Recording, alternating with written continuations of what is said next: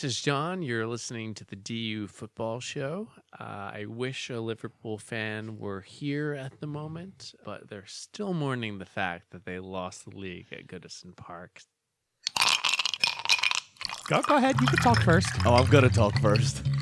Because welcome to the Sam Graham Football Show, hosted by Sam Graham, talking only Arsenal and the preservation of their 49-game unbeaten run. Taylor, that was for you, my friend. And I'm going to let Sam go ahead and finish. Or do you want me to try to hit the post Keep going. Well, you know what? Fuck the Reds. Let's start the show. Let's start the show. And then you missed it. Hello and welcome to the Drunken United Football Show, a completely biased recap of the English Premier League. And oh my God, is it going to be so biased? As told by two common American schmucks. I am your host, Sam Huston, and across the way from me is the very relieved Samuel Graham. Yes. I don't even need to ask, so I won't. Just tell me. They were getting fucking close, man. They were, what, 44? Was their streak 44? 44. Yeah, ours was 49, and ended by a diving Wayne Rooney in October of 2004, following our season unbeaten in the 03-04 Premier League season. So we went from May 03 through to October of 04. Unbeaten for 49 games. Very good. And that has stood, obviously, since. And we had broken the record of Nottingham Forest from a very long time ago, I think, which stood at 42, I want to say. Yeah, it was 42. But that was with a season that only lasted 24 games, I think. Okay. Maybe a little more than that, maybe 28 games, something like that. But yeah, so very happy. Our record lives on. The Invincibles live on. And kind of drops the inevitability of Liverpool winning this title down the pecking order of greatest ever titles. Yeah, it does. It does. Well, that'll be a summertime topic, I think. So, No, it will be. It will be, because I just want to rub it in a little bit more before the expiration date runs out on this line of jokes. yeah. So we're recording at Studio H just outside our nation's capital. You can check us out on all podcast platforms. Please be sure to rate, subscribe, review, and share with your footballing friends, or hell, share with all of your friends. Should you want to chat with us, there is many ways that you can. Sammy, why don't you tell the good people how they can get in touch? Sure. On Twitter, Instagram, and Facebook, we are at DUfootballshow. And then DUfootballshow@gmail.com to get in touch via email. There's a ton of good banter that goes on the Facebook page. So if you like the main show page, you'll get an invite to like our closed Facebook group, Drunken United FC, which is where we talk most of our shit and have most of the banter with all you guys. So when you tell your friends, make sure they like the socials, they'll get the invite to the closed group, and then boom, they're on the shit-talking highway. What's the golden rule of the DUFC page? Don't be a dickhead unless it's about football. Heard. Very good. So Sam and myself both work in the wine and spirits industry and both have a deep, passionate love for all things distilled spirits. So as the red-blooded Americans we are, we vow to have a drink in our hand throughout this show and every single show. Sammy, it's March. You know what that means. That means Irish whiskey. There we go. Why don't you tell the good people what we're drinking tonight? Where we sit down and exercise our Irish pride. Again, as is tradition, March 1, Irish whiskey till the end of the month. Yep. This one happens to be a bit of a humdinger. Yes. Actually, it's fantastic. The Writer's Tears Double Oak, which is aged in ex-bourbon and ex-cognac barrels, comes in at 92 proof. This was number 10 of the top 20 Whiskey Advocate whiskeys this year. It got a 92-point rating from them. It is a blend of pot still and single malt Irish whiskeys, and it'll run you $54.99 to $64.99 on the shelf. It's awesome. Yes. There's that nice little sweetness on the end with a little bit of kind of rustic. That's got to be the ex-cognac barrels. Yeah, definitely. It's With a little bit of rustic. Mel, isn't that a good descriptor? It tastes rustic, like it tastes, you know what I mean? Rusty? Not rusty, rustic, like distinguished. So it tastes like 1830s writer's tears. Yeah. Yeah, I was getting that from the title. There you go. Mm-hmm. you can mute. He's had a lot of me today. I had 5 pints for breakfast. So much Producer Mel today. Way too much. It's time to put Producer Mel in the box and put her back in the toy closet. She's done for the day. Speaking of being tired about wives, mine said something to me today that was a little off kilter, and it was ridiculous. Nothing bad, but something stupid about a honey-do list item that didn't get done. That isn't that serious. Right. To which I replied, I can't wait to get on that fucking plane Friday. Cannot wait to get on the fucking plane Friday. Yeah, so we've all had that kind of day, my friend. Heard. Very good. Very good. So, yeah, this is a lovely, lovely little whiskey. We're going to drink a bunch of Irish. I will say, though, Sam, if we find the Adamans malted rye, which is an English whiskey that made the top 20 while Yes, we're in you told me England, about this, yeah. we're going to drink that on the Monday show we record from the hotel room in lovely London. Or the right by Hyde pub, or Park. we'll find a place. Maybe down in Hyde Park by the lake. We'll record a lot of shit. That's what we're going to be doing. Yeah, we'll just walk around recording. All right. Well, then, Sammy, with that being said, let's have a lovely show, brother. Let's do it. Last show in this country for a while. For 1 week. For me, for 2. Well, true. It's 11 days. It's like All I'm right. gone for 2 weeks. Like 11 days. Kind of an interesting weekend as all 3 clubs in the relegation zone all got big wins. Yeah, this was their big flex before they all get demoted. Right, exactly. Relegated. Norwich 1, Leicester City 0, West Ham 3, I told you, Sam, Southampton 1, I know you did. and Watford 3, Liverpool 0. We're starting with that one. Let's just all stand up and take a moment, please. Cons- Just revel in the fact. Sam, consecutive winning streak? Nope. Consecutive unbeaten streak? Nope. Hey, Sammy, Invincibles? Fuck no. That is right, boys and girls. Absolutely nothing worked for the Reds. Yes, there's only one golden trophy still. Nothing worked. I mean, the defense was off. The midfield was off. The offense was off. No one had a standout performance from Liverpool.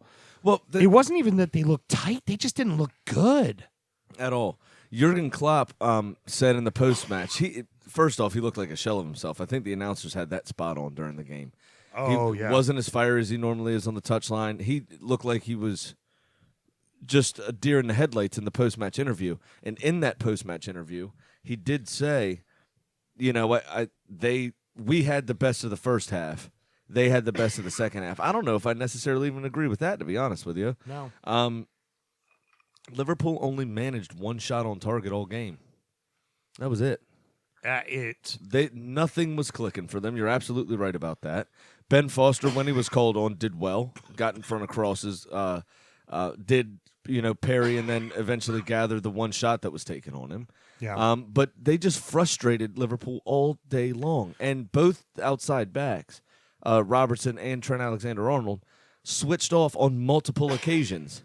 And that's basically Alexander-Arnold is responsible for 2 of the 3 goals, and Andy Robertson really is responsible for the other one. And Van Dijk got beat right down the middle a few times there, too. There were some scares, Yeah, absolutely. like right down the middle. It was just so you go, okay, well, they packed it in, and Liverpool couldn't figure it out. Here's the thing. Liverpool's figured it out this entire season. Because that's what every fucking team, even good teams, have done against them, is pack it in. And Liverpool finds a way. Because the other thing, they get shots, they get chances, they get opportunities, even if a team packs it in, right? So we always end up seeing, and it's the old cliche, that under enough pressure, any dam in the world will break. So Liverpool has 16 shots. Eventually, 15, 16, 17, 18, 19, 20 shots. Eventually, something's going to find the back of the net.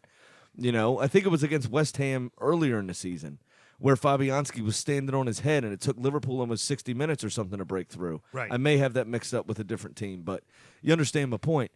And then they, scored a quick 2, and then that was that. Yeah. But it took 16 opportunities to get it done. They just didn't even create the chances in this game. Yeah, there was nothing. At all. I mean, obviously, we can look at this and know this is the exception, not the rule. They're going to come out and play well the rest of the season. They will inevitably win the title. But one would have thought if they were going to lose one, right? Which, honestly, we were beginning to wonder if they were going to lose one. Let's face it, you and I were saying there was 2 opportunities for them to lose the rest of the season. Goodison, simply because it's the derby, and anything can happen, and City. And that was it. There's no other way they were going to lose. This team was not going to lose. And to lose to a team that frankly, has had a horrid last month and a half. Yep. Where they've been losing 2-0 leads, and they had lost 4 in a row, and in demoralizing fashion. They had a couple. I'm sorry, it was 3 of 4, and they had a draw, but they couldn't beat anybody. And then they take on the best team in the world, and they whoop them. Oh yeah, Ismail Sarr was fantastic. Stand up and be counted, son. Absolutely, he could have had a hat trick. Mm-hmm. He was more worried about the linesman flag than finishing off that final chance. Yep. But no, he had 2 goals and an assist.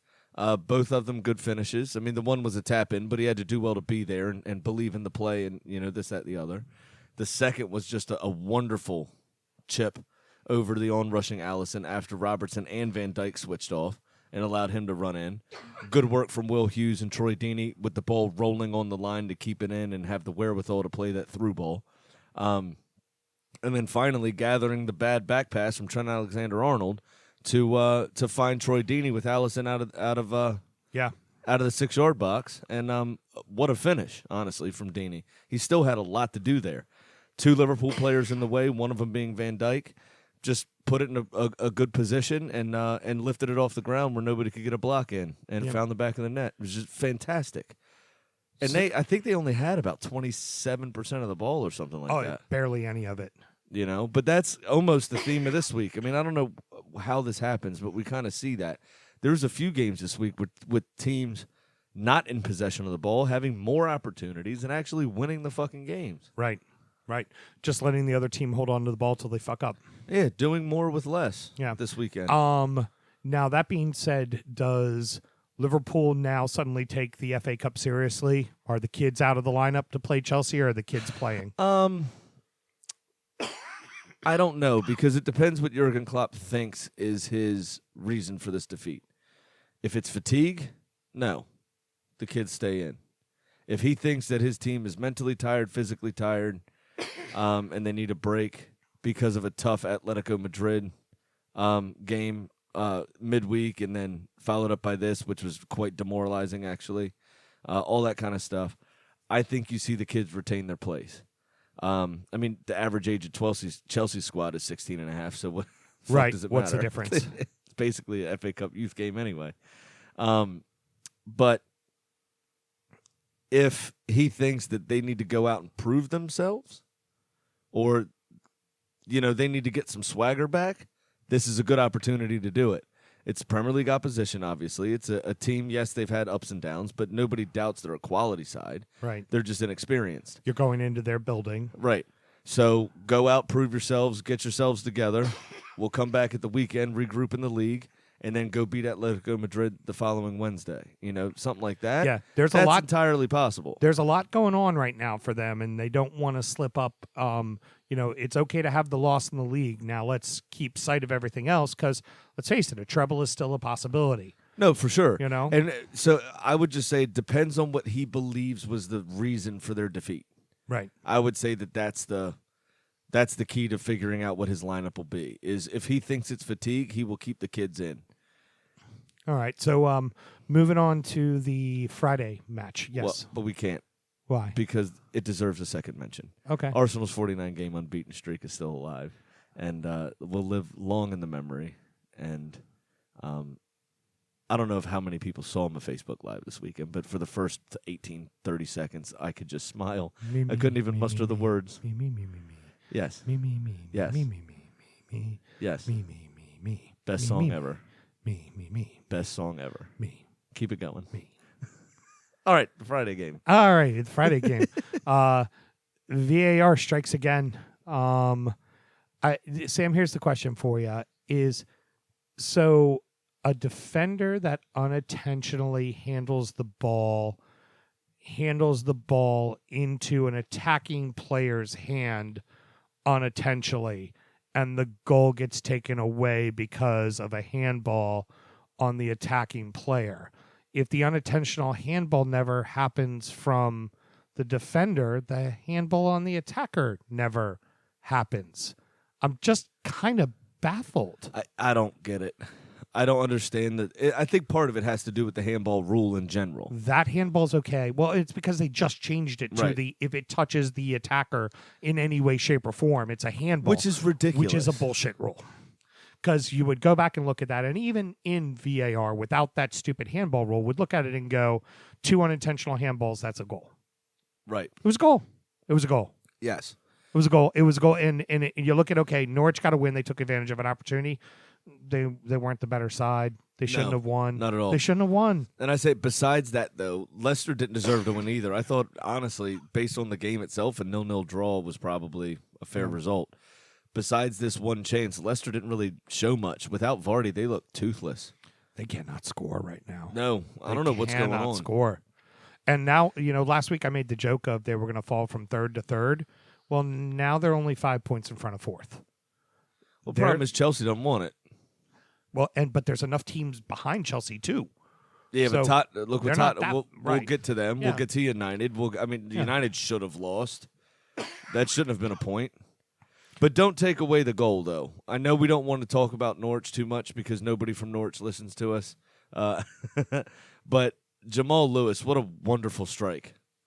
Oh, it was a beautiful hit. That deserves a mensch. Beautiful hit. That deserves an old mensch. What the hell is he doing that wide open on the far side? Don't know. Couldn't tell you. It was that fullbacks had a hell of a weekend. Yeah.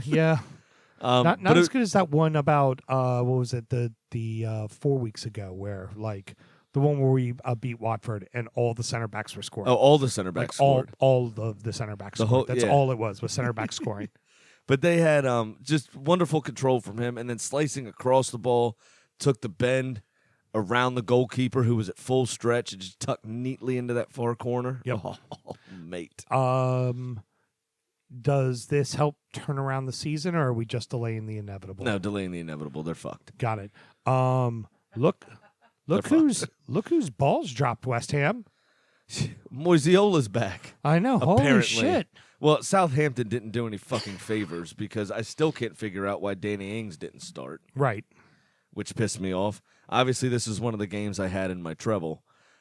So, again, I just want to reiterate you're welcome to Mr. Chris and all of his friends down there at the Bayou Ironworks for picking against them, which inevitably means that they will win the game, which they did. Yep. Also, there was a scent of me doing that on purpose for Liverpool against Watford. I'm not saying I was responsible for it, but I am saying that I played a part.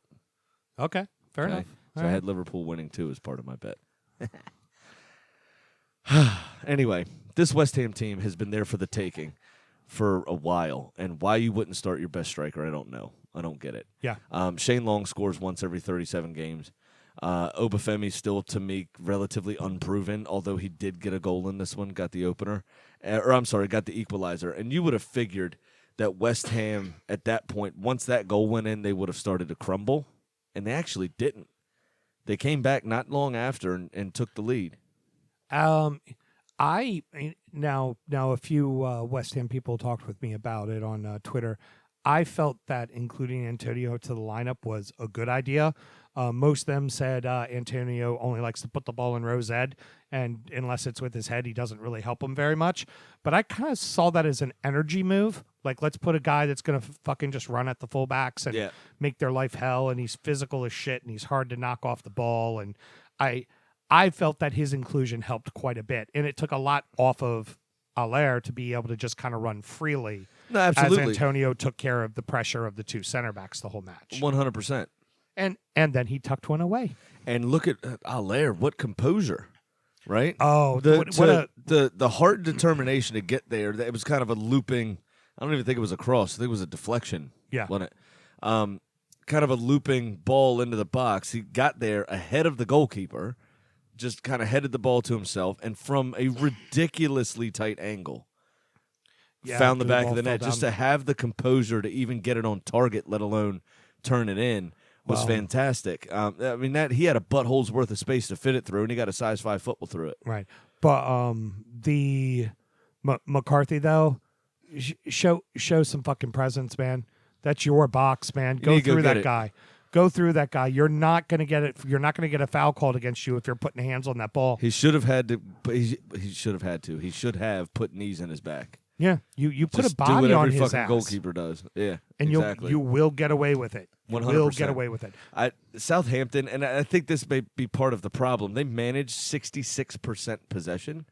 they're not a team that necessarily knows what to do with that. No, they don't. So West Ham made themselves compact and then broke out and took their chances. I mean, not something we often say about West Ham, but credit to them. They were clinical in this game. Sounds like a David Moyes kind of team, you know.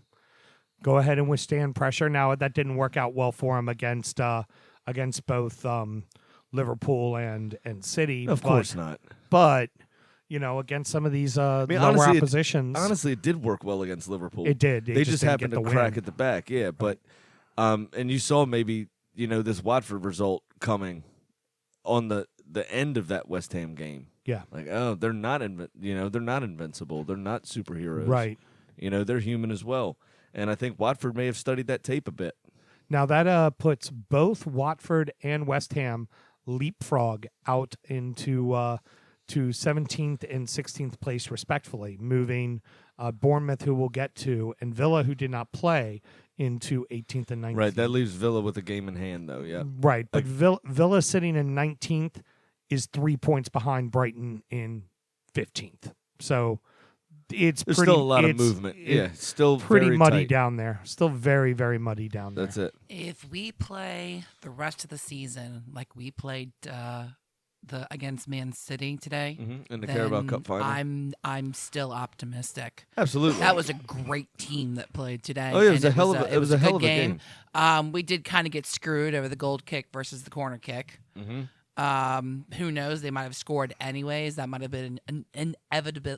Inevitability. Oh, that's the word I was looking for. Not a problem. Thank you. Yes. That's why you're the professional and I'm the producer. Push the buttons. It was exciting to watch. We were down at the Vic and we went down for the Everton game first, and I had about 5 pints of Guinness, and I was grabbing onto Sam's shoulder for the last 20 minutes, and I just look over and he's just grinning ear to ear, loving that he got me into this crazy sport.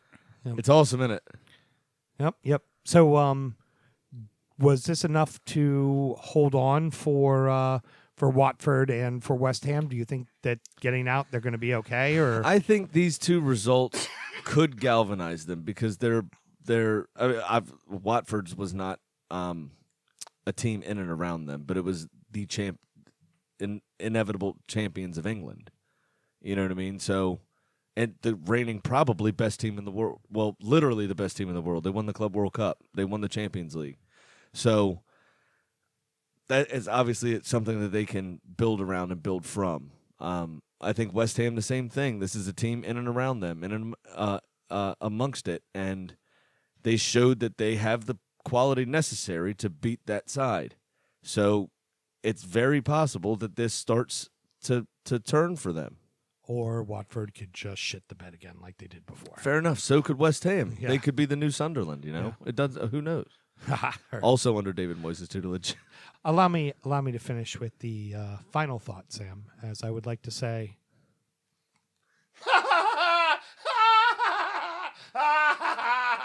Can I join you in that? Fuck you, Liverpool.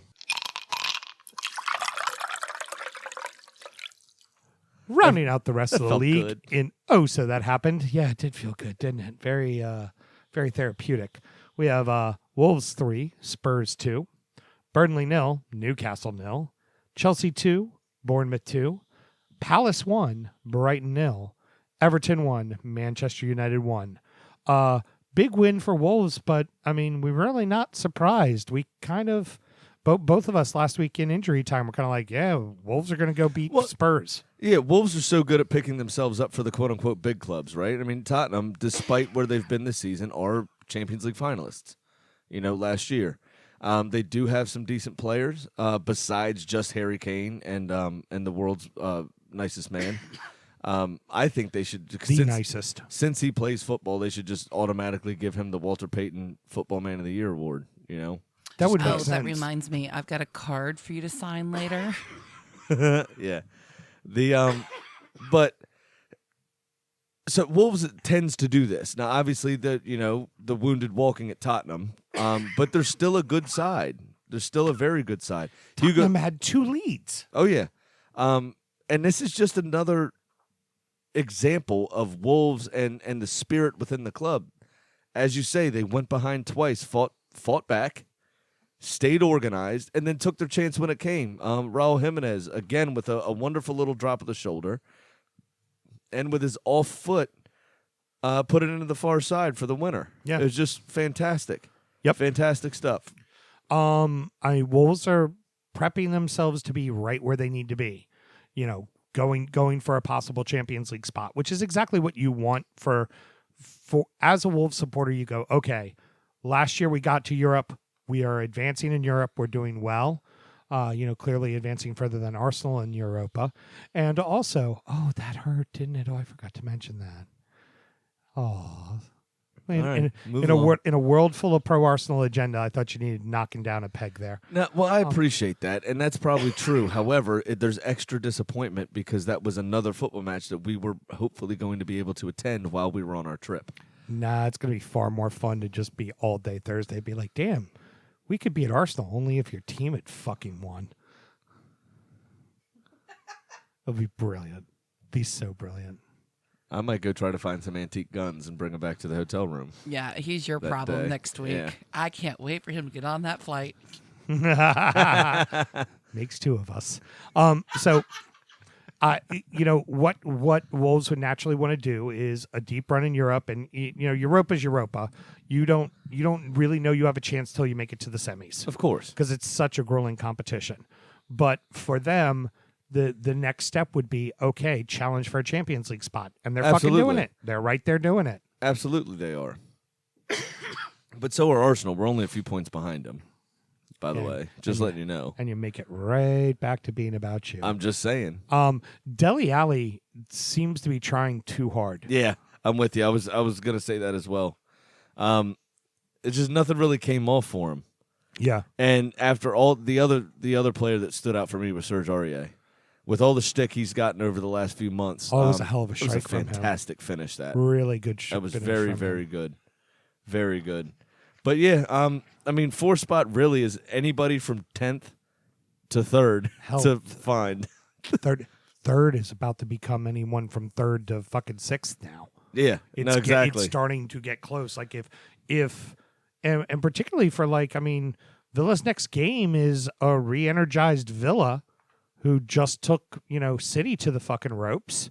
And they're now in a relegation battle. They're in 19th. They're going to be playing for their lives, and you can't fucking score. So the next thing you may know, it may only be a 2-point lead for third place for the Foxes as well. Well, absolutely. And then you also have probably, from what I've seen, the best atmosphere at Villa.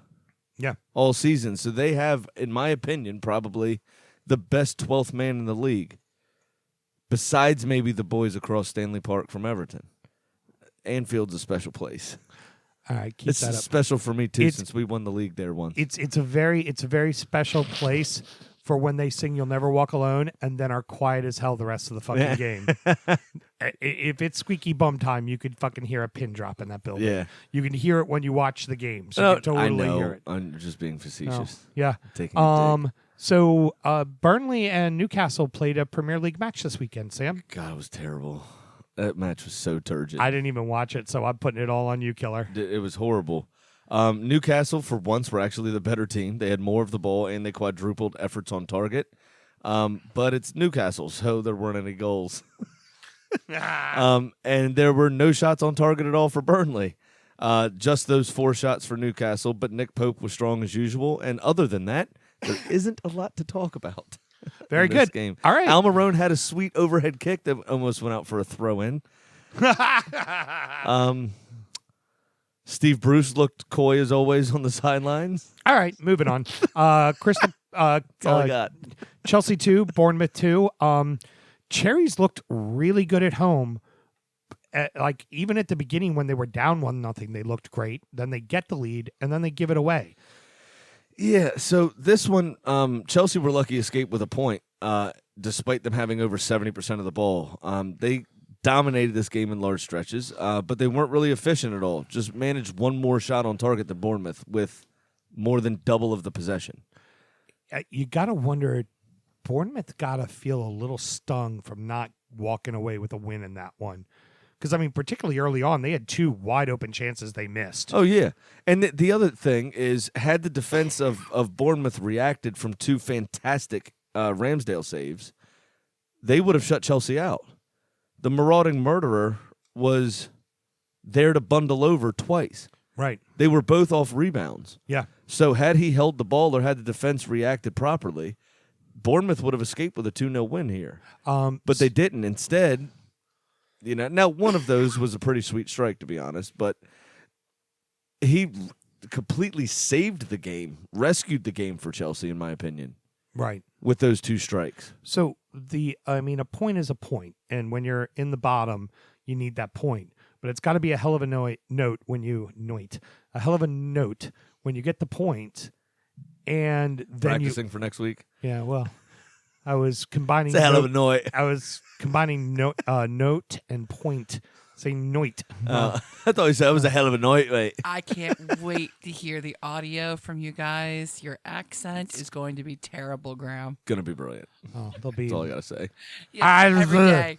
Every I day. like the soccer football, the kicky. What were you game. saying all last night? Oh, I like to fold these poker cards. I like to play the poker cards. Can you, every time you're out there, come back with a different English phrase? Yeah. Anytime pre-flop, Sam he was, I want to play these poker cards, and he throw out his 50 cents or whatever. And then, I want to fold these poker cards, and he push them in. That's very funny. I like to play the footballs. Yep.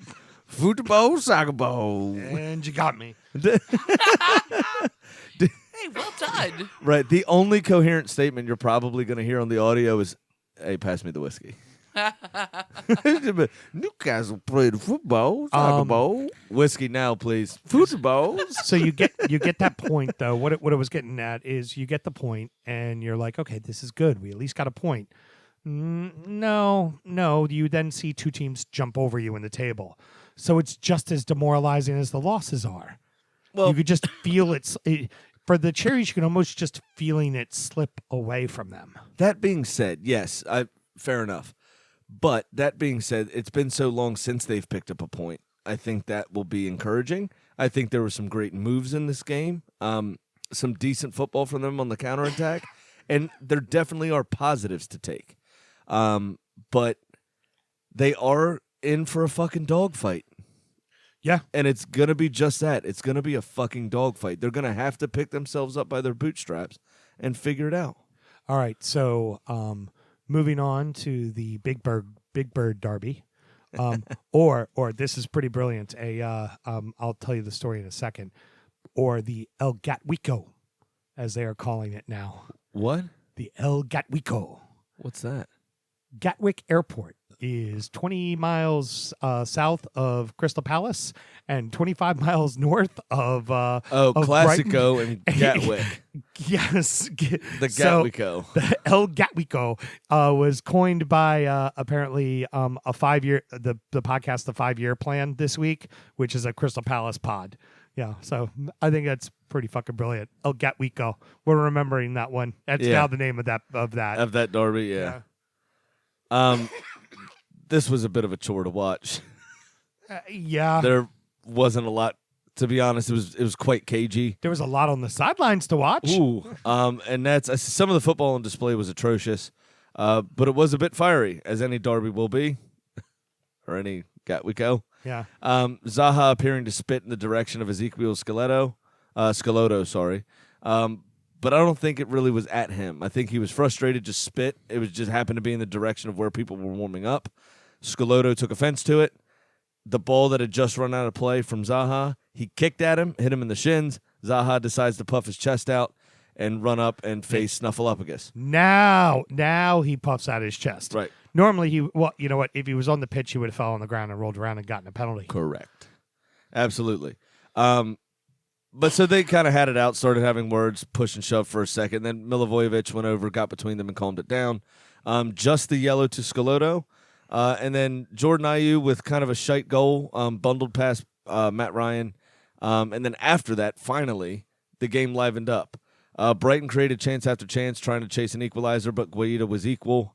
And really it was on his shoulders rescuing 3 points for Palace. Or saving the 3 points for Palace, rather. Still no win for Brighton. Nope. Right. You're absolutely right. 2 things I took away from that was, and I actually I tweeted the Stateside Seagulls and said, hey, you mind flying over to England and telling your boys to actually win a fucking game? And then I told Brad from the Palace DC Eagles, I was like, hey, you mind going over and telling your boys Zaha to just be a footballer and not worry about the rest of the bullshit? That was pretty much what I took away from it, is Zaha didn't need to get himself involved in that bullshit. He just signed an extension with them. Oh, my God. Again? Yeah. Just fucking... So he can have his head turned in the summer? Right. So just go fucking play football. You're a very talented player. Go do your job. Be the talisman on that team. But that's it. When he wants lead to them. be, yeah.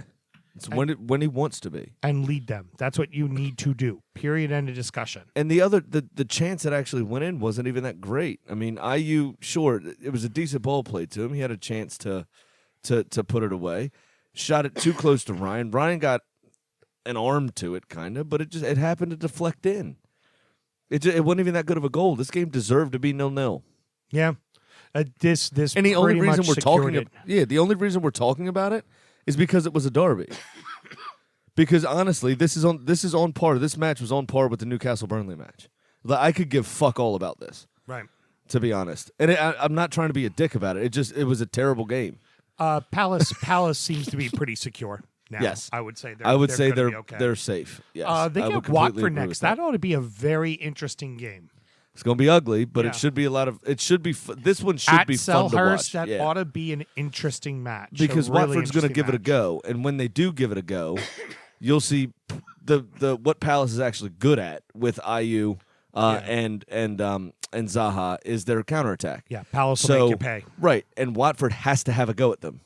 They just have to, or else they're going down. And you know what I mean? Despite his one gaff, Guaita keeps the ball out of the net, and that defense gets in front of balls and doesn't give you many shots. Yeah. They're going to make it tough on Watford. So. Oh, we failed to mention, and a shame, one of your former players that was Jerry. on loan.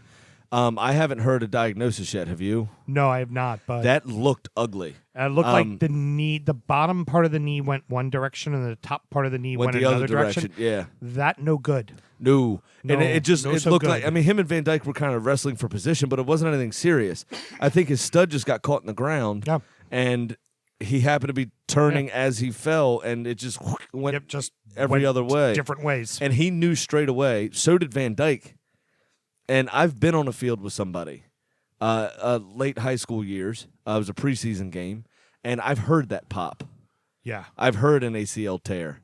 And it's the way that they reacted, Jerry himself, and then the Liverpool players weren't mad at him for diving or anything like that. He's on the ground grabbing specifically his kneecap, screaming. That's bad mojo. Yeah. I wonder. Every player knows what that is. And they know when it's real. And I wonder if, I mean, the way stadiums are built, sure, you can hear the stands and that kind of stuff, but the way they're built is those acoustics are supposed to stay up in and around the stand. Yeah. Create that atmosphere. The pitch, you still are able to hear each other talk, right? I wonder if they heard that pop. Yeah. There was not one single complaint from them going down. Oh, and really, their wrestling match didn't call for him to fall in that manner. Well, so I wonder if they heard the pop. And the way he held his knee, he grabbed both of his hands and held his knee like, and I need to hold this together. Yeah. It's about to fall off. Absolutely. And so, speedy recovery. I hope everything's fine. I haven't seen a diagnosis yet, but we did fail to mention that. But that could prove costly because Pereira hasn't been hitting on all cylinders this season. That could prove costly for Watford and helpful to everybody else in the relegation zone, in my opinion. All right, so let's go ahead and get into Everton, Man U. De Gea pulled what I like to call a Pickford, but then I want to now call it a De Gea because De Gea does it more than Pickford until Pickford also ultimately did it later. Yeah, that's true. I mean, do you follow Mel? It was. Yeah, I'm just backtracking, and yeah, that logic does track. Yeah, yep. I could see Sam coming up with this line earlier with like a whiteboard or like a cork board, and then had the strings, had pictures the red and strings and going back and forth. Like, yeah. No, but De Gea to Pickford, And but Pickford to De Gea, back to Pickford. and at the end of it, yelling at Garth Brooks for wearing a Barry Sanders jersey in Detroit. Just cause. I would like credit. I came off all of that off the top of my head right now while choking to death. Yes. There you go. Really, it was a great game to watch. I mean, there were chances both sides. It was fairly open. There were some fiery tackles. There was a little bit of pushing and shoving, but nothing over the top. All United's first half, all Everton second half. It was two teams that wanted to win the fucking game. Yeah. And having a proper go at each other. The problem is that it was all overshadowed by the last 3 minutes. I'm baffled with how. Okay, so I can understand the following. I can understand, yes, Gylfi Sigurdsson was in an offside position. I can understand that, yes, he was near the ball when it entered the net. Did he change that ball going into the net or David De Gea's ability to save that ball from going in the net at all? If you had taken him up and removed him, would that play have resulted in the same result? Yes. Right. It was a goal. It was a fucking goal. So the boys on the desk were talking about this, right? And I thought of a couple other examples. So say someone's offsides on the other side of the field, right? When a ball's played, say they're on the left and the ball's played down the right channel. They're obviously not in contention here, so it doesn't matter. No offside. There's when the play is closer to them. I remember a Thierry Henry had gotten hit and was late getting back, and a ball was played through to Sylvain Wiltor years and years ago. Mm-hmm. Thierry Henry stood in the middle, I believe it was against Inter Milan, and just held his hands up. Ball rolled not 2 yards from him. Stood very still and just held his hands up. Sylvain Wiltor ran in, scored a goal. Everything was fine. Yeah. Didn't say anything. Also happened about 25 yards out. Then you remember when somebody ran across a goalkeeper maybe 2 seasons ago. Might have been in our first season doing this. So it might have been last year. Yeah. Somebody ran in front of the goalkeeper and ran directly across his line of sight, and they said that didn't affect the goalkeeper, even though it did in that instance, right, on a last shot. And that person was offsides, and they ruled it a goal. So you also have to make a play, quote unquote. You have to perform an action, right? And when he sat up and moved his feet back, that part became a thing because he made an action. However, he's laying on a fucking ground. De Gea can see over him. The 6'3" De Gea could see the shot coming. He could see all of it. And he got wrong-footed by a deflection. Gylfi had nothing to fucking do with that. The minute the deflection happened, it doesn't matter. It doesn't matter. There is no way. And you could see, he can obviously see the shot because he moved his feet for the direction in which the shot was coming in. Yeah. And then it got deflected. So he planted his feet and couldn't get back across in time. It was a good goal. That goal should have been given. Everton should have had 3 points today. Absolutely, positively. You all got fucked by VAR for absolutely no reason. Yep. I'd call absolutely. SVU if I were you. And by the way, renewed for 3 more seasons. Wonderful show. Check that out on USA every Sunday, all day, every day. And a few other thoughts. Fred, earlier in the game, got wrongfully called for a handball. It did actually hit his thigh. But he turned around, grabbed his jersey, and was right in the referee's face. Nothing given. Yep. After this goal, De Gea puts his hands on the lineman, and Maguire is right in the face of the official, chest to chest. No cards for either one of them. Why does Carlo Ancelotti get a red card for calmly talking to the ref at the end of the game? I don't know. Not even hands in his face or anything. Hands at his side, and he talked for about 20 seconds and then got a red. He did point at one point, but it was obviously away from the referee's face towards something in the distance. Whatever he was saying, over there, this happened, or whatever it was. He wasn't animated in any way, shape, or form. But when Italians are trying to convince you of something, they come off as threatening. My wife's Italian. A lot of her family is Italian, obviously. So when they're trying to convince you of something, it can be a little nerve-wracking. Now there is. Now, you don't make it a decision. You get the horse head in your bed. Yeah, exactly. I mean, it just happens. You just wake up and things are there. You know how it happens. Maybe it was like, oh, you can go fuck yourself right out of the stadium, and that's why he was pointing that way. Right, go fuck yourself motherfucker. right out of the stadium. So who knows what he said? But you couldn't hear Carlo, which pisses me off. But you could hear the referee as soon as he gave the red. He said, "Off you go, off you go." Right. Apparently, Carlo was not too satisfied with that. Went to the fucking dressing room. He went into the referee's dressing room afterwards. When being interviewed after the game, he was like, "Look, they got the call wrong," and they were like, "So, what did you say to him?" He goes, "That conversation shall remain private." I was like, "Woo!" Which leads me to believe the ref probably looked at him and went, "We got it wrong, mate." Yeah, and I Carlo was like, "I guarantee- can make your family disappear." Yeah. So, and he was like, "Off you go, off you go." But let's look at the positive here. When we're at the Bridge against Chelsea, it's gonna be big fucking Dunk, my friend, on the sideline. That's right. Big fucking Dunk hugging everybody. He can run down and hug me. I'd love it. I fucking love it. It's time to tell you what little we know. It is prediction time, and we don't know shit. We all lost. You're welcome, everybody. I lost strategically for real life actions to take place. I was going to say, I'll gladly lose my bet. I'm really happy about losing. Yep. Pardon me there, guys. So Sam, you're now down $1,597. You're back to getting close to 2G in the hole. So what long shot, crack shot, pot shot, bullshit fucking Not a bet long you got shot. this week? Not a long shot at all. Okay. I am going to bet the game that we will attend the day Awesome. we arrive. Very good. Because I will also put money on it on the way to the game. Yes. At so- the stadium. Do it in the stadium. Well, I don't know if there's a Ladbrokes near us. The betting in the Emirates is handled by Ladbrokes, and I don't know if there's a Ladbrokes near us where we can go cash it. So when heard. we drop our bags off, I know there's 3 bookies right around there because I stayed there with my wife last time we went in that area. Because you're a degenerate. Correct. What was that? So, but there's 3 bookies over there that we'll just bet at and then go to the game and then come back on the way to the hotel and cash them in.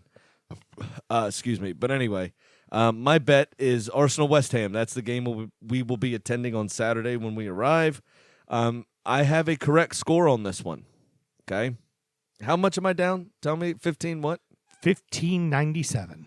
1597. I'm going to put 200 on this. Let's go ahead and get to $2,000. I'm going to put 200 on this. What's the fucking difference, man? If I lose, I lose. But if I win, I'm up real big. Scared money don't make money, as I like to say. Mel, okay? All right. I've got a correct score. Arsenal to beat West Ham 3-1. All right. What does that pay? That pays plus 1,000. So my It'll pay $200 $2,000? my $200 bet will pay me $2,000. All right. It's got to be 3-1 In 90 minutes, In it has 90 to be minutes, 3-1. If we score in stoppage time or third, it won't count.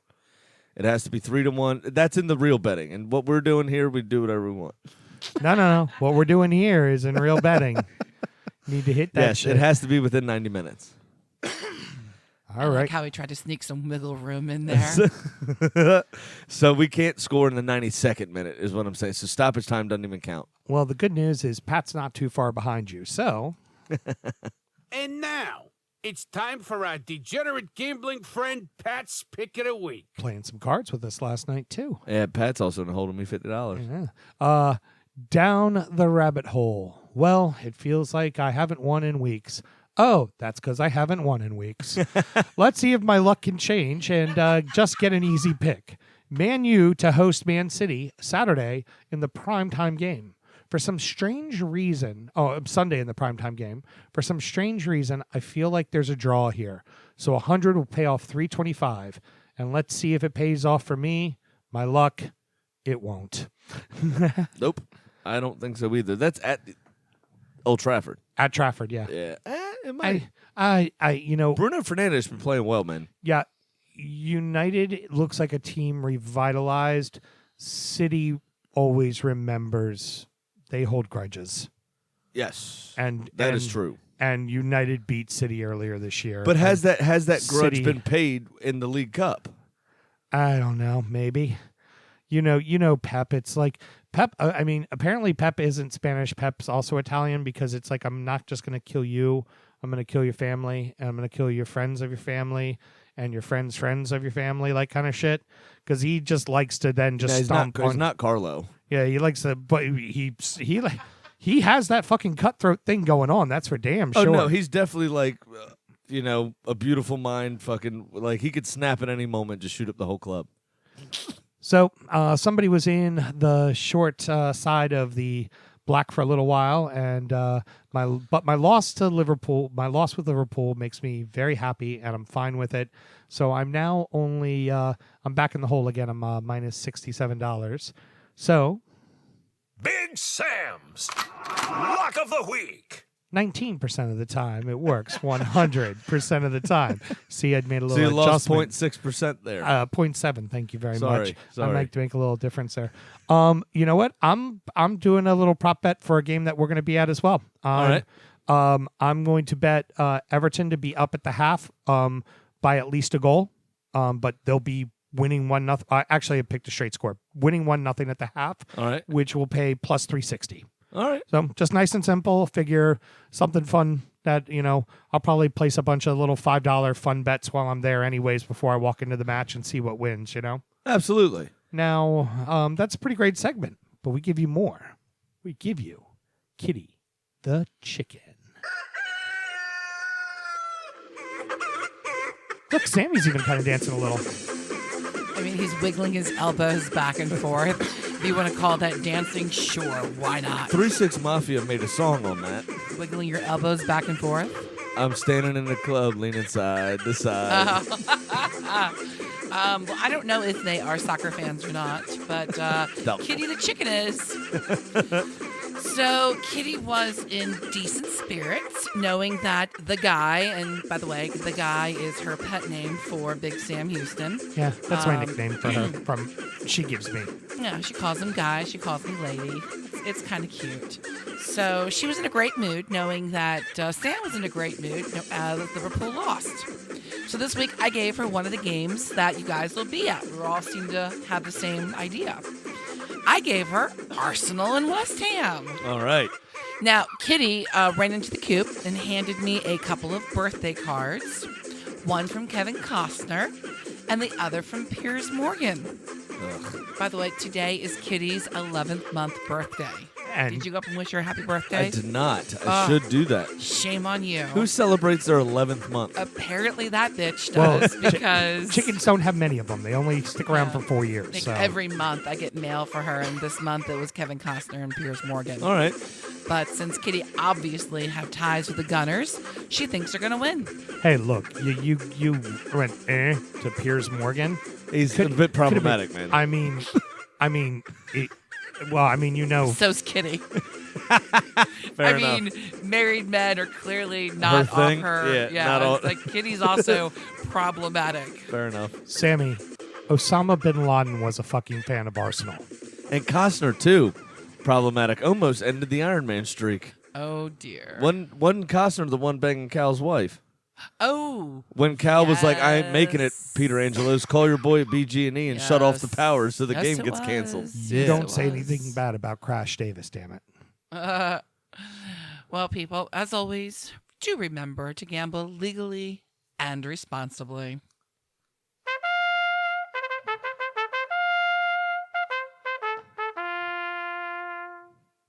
We lost again, but I'd rather get into something more important real Okay. quick. Yeah. Over the weekend, we played cards, as we've alluded to a few times here, and we had the unfertilized eggs of your chickens. They were I like how- fantastic. Thank you. Very good. Despite all of the cocaine abuse and stripping that Kitty does, those deviled I like eggs. to think that's what kept us playing late until the night. Those was, deviled eggs were fantastic. Yeah, thank you. cocaine doesn't cook off when you No, do stuff. Apparently, no. I think the meth just kind of added a little something with the egg. that was excellent. So good. Anyway, DU, our game, we lost. Yeah. It was close. We ran out of gas. As per usual. They were a few of their players were a little younger than us. They have one or two guys that are very good players. Short, can't knock them off the ball for real. Good foot skill.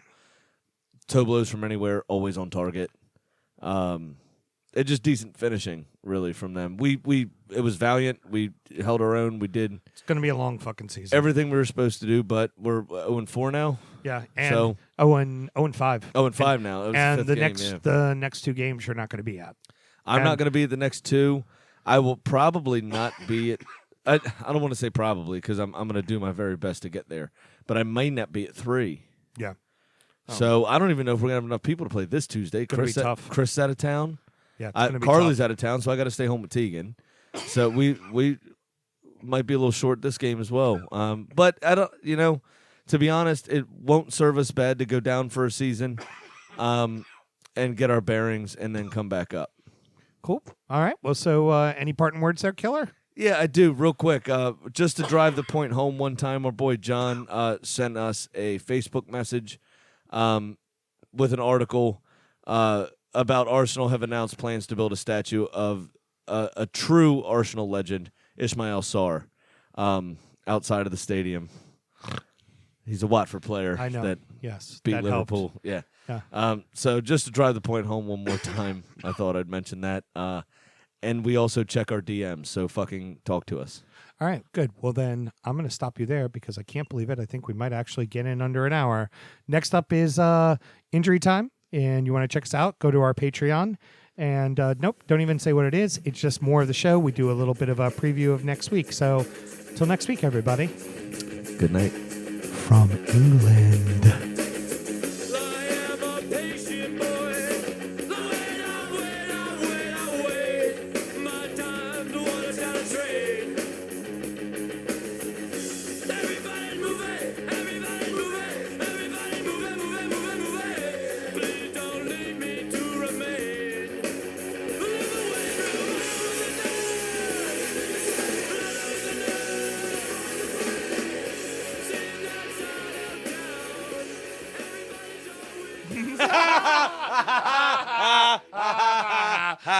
Fuck you, Liverpool.